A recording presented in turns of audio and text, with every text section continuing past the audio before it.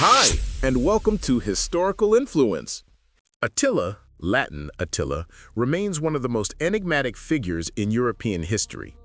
His year and place of birth are unknown, but by the time the Byzantine historian Priscus of Panium described him in 448, his beard was just touched with gray, suggesting he was born in the first decade of the 5th century. The origins of the Huns themselves lie far to the east. Scholars believe they are linked to the Turkic Xiongnu tribe mentioned in Chinese chronicles. Geopolitical events in Asia forced them westward in the 3rd century. Along the way, they conquered and assimilated Tibetan, Siberian, and Finnish peoples, before subduing the Scythians and Alans of the Black Sea region. By the 420s, the Huns had settled near the Roman province of Pannonia, roughly corresponding to modern Hungary. The name Attila itself is subject to various interpretations. One version links it to the Turkic Etel or Atil, the Volga River, meaning man of the Volga or Volgan. Other theories connect it to the Turkic word Atli, meaning renowned or horseman, or Ata or Ata, meaning father or chief. Attila hailed from the royal Hunnic lineage. His father was Munzuk, and his uncles, Oktapar and Rua, were chiefs of the Huns. Prior to Attila's ascent, the Huns frequently acted as foederati for the Western Roman Empire against Germanic enemies.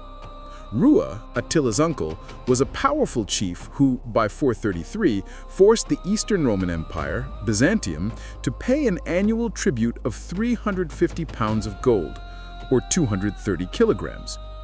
This fragile peace lasted for 7 years. The dual rule of Attila and Bleda ended in 444 when Attila assassinated his brother. Sources describe Bleda as being treacherously murdered.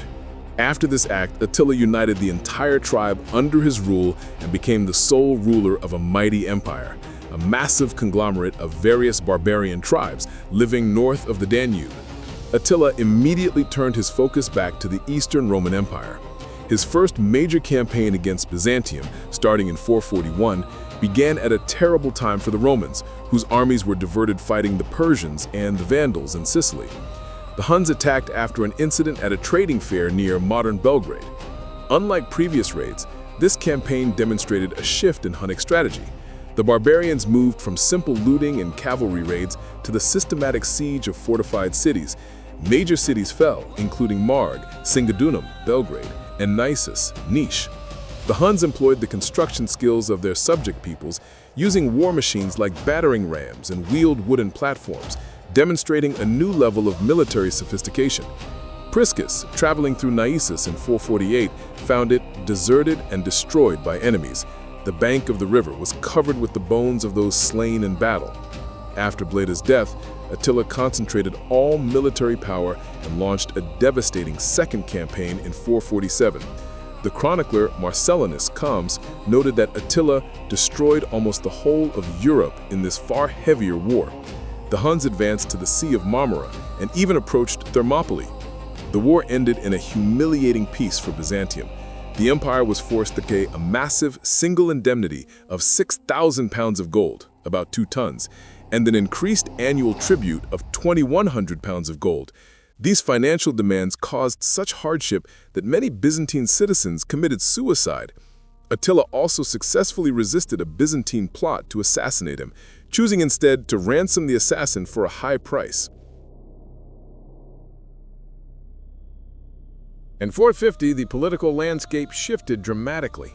Theodosius II died, and the new Eastern Emperor, Marcian, refused to pay the established tribute.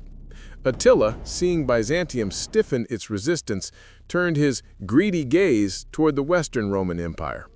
Attila exploited several pretexts for his invasion of Gaul.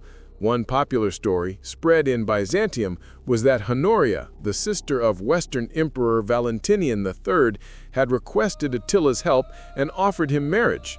Attila demanded her hand and half the Western Empire as a dowry.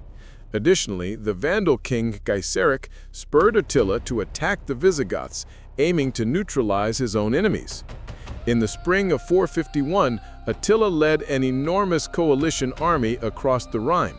This force included Huns, Alans, and numerous Germanic tribes such as Ostrogoths, Gepids, Rugii, Skiri, Harals, and Thuringians. The sheer size of this host was immense, with some sources estimating it at an incredible 500,000 men.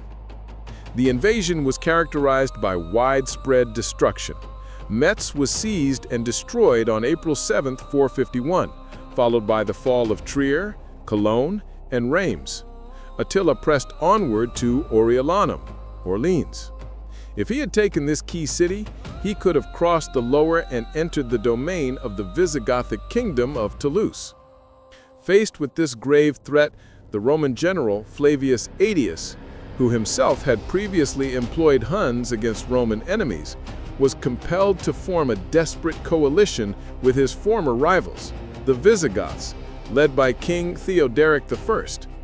Their combined forces saved Orleans on June 14, 451, just as the Huns were breaching the city walls. Attila retreated eastward to the extensive plain of the Catalonian fields, in modern Champagne near Troyes. The ensuing battle was one of the largest and most chaotic in the history of the Western Empire. King Theodoric I perished in the massive, confused melee. Attila's army suffered severe losses, forcing him to barricade himself in his camp, surrounded by wagons.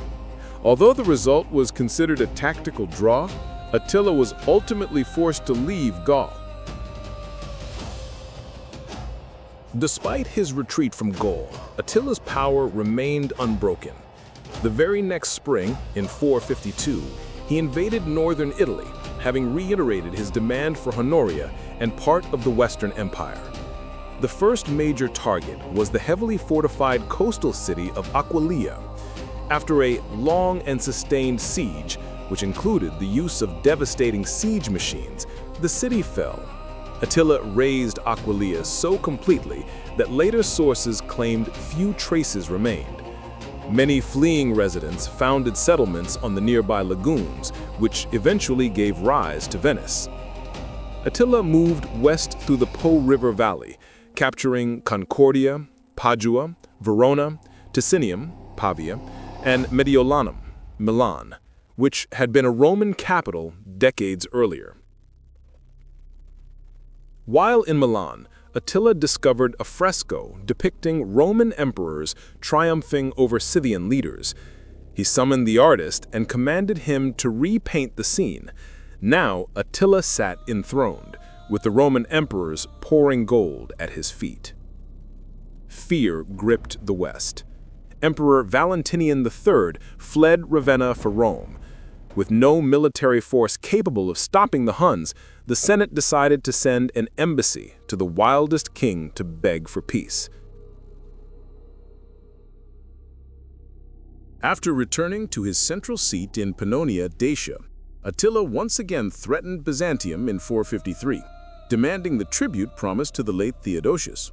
He also launched a swift raid back into Gaul against the Alans on the Loire, but was forced to retreat after a confrontation with the Visigoth king Thorismund.